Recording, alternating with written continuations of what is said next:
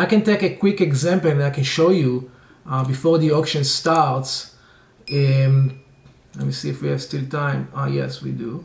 So I want to show you the apartment that I bought basically for myself.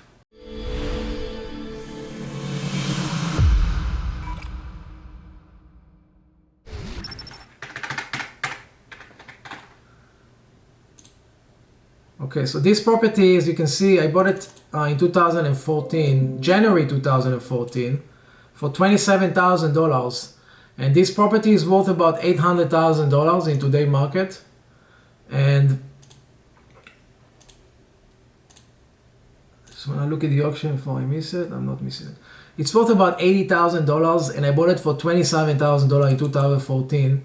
I rented that property for the first 8 months. I recouped my investment, and then I rented it for another 4 years for $3,500. And I was making 100% on my 100% every single month, I guess, on my investment that I already recouped. And I'm still owning this property. I still own this property. I still fight it at the foreclosure. If you can see, they already started the foreclosure against the previous owners and also named me in that lawsuit. And I'm going to show you what happened. All right, so as you can see, I bought this property here, $27,000, and then I did it, and then I bought it at the auction, and I bought it for $27,000 back in January of 2014. So I own this property about 6 years now, and as you can see, there was a reverse mortgage here, and they started the lease pendants. I just want to find it.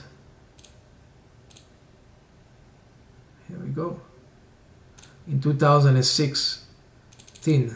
So since 2016, I think I'm fighting them, and let's look at the docket. This is the case number associated to the property that I am involved in that lawsuit. All right, so reverse mortgage solution, and they're suing my companies, as you can see here. And Bank of America is a second mortgage. And we have a case conference in December 18, and this case has been going on and on and on and on since 2016. I'm fighting them, and every single month I'm saving $3,000 on rent when I keep this property. So for me to hire the best foreclosure attorneys in the business, it's actually a win-win for me, because for every win they make, I make a win as well. And look at this case. This case has been going on for a long time, and still they haven't taken the property for me. Now, eventually they're gonna take the property for me, but they haven't taken the property for me just yet.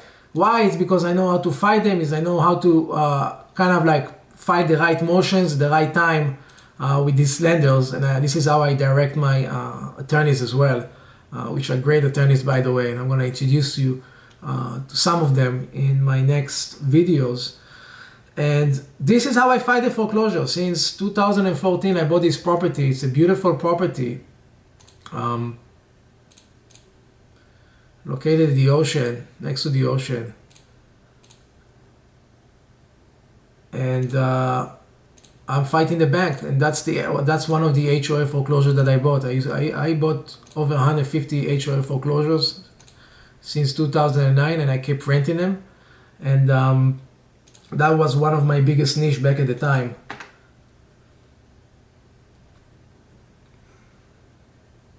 That was one of my biggest niche back at the time. You can see this is where it is, and show you some pictures.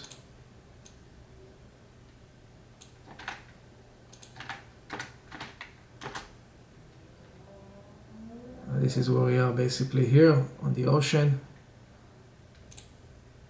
And for me to own a property like that, this is where I live basically. I live in the second building over here. And we have a beautiful community here with pools. This is my, this is the pool. We have like 9 pools here, and nice lobby, a nice gym. It's a really nice place to live. But if I were to live in this place, okay, and if I were to be an owner of this place, just think about that. Let's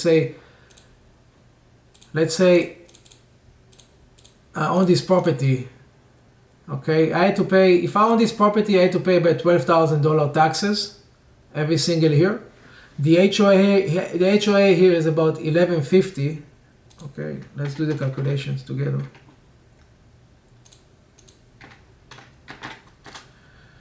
So $1,150 is the HOA. That's about $14,000 a year. Okay, plus $11,000 for taxes. Now I'm not even talking about mortgage here. Okay, if you take a mortgage for $800,000 property, okay, you'll be paying about $4,000 mortgage insurance, and all that stuff, in addition to what I'm showing you right now. So $4,000, okay, multiple 12 is $48,000, plus $48,000 expenses of ownership to own this condo. I would be at $72,000 a year. That's what it would cost me, okay, to live in this property. Whether I accumulate equity or not as a homeowner, that's a lot of speculations. The market can go up, can go down. I can have equity now. In 2 years, the equity can be eliminated. But guess what? I'm still gonna have a mortgage on this property. So I'm gonna have to, if I wanted to own this property, I had to pay $72,000 every single year, and I have to leverage myself and take a mortgage, which would tighten me in case I want to do some other investments that make sense, right? Does it make sense to buy $800,000 home and leverage yourself with a mortgage? Yes, if you have the capacity of lending non-stop and you are making $1 million a year on your tax returns. But if you're not, then you should think about your eligibility, about your capacity. You should think what's the most important thing you wanna spend your ability to leverage yourself, and that's what I tell people. You wanna leverage yourself on a nice single-family home where you're gonna be living here for $1 million, or you wanna buy 50 units, okay, or 25 units, okay, with leveraging your $1 million and taking another loan with it. So it's a different kind of thinking, and for me, okay, I don't have emotions to property anymore, and I know that everything is temporarily, and so I don't put my emotion into it. I feel great that I can live in a place that I can save money and build equity, and that's what I'm doing, and that's what HOA foreclosures are, when you can know how to find them and how to buy them.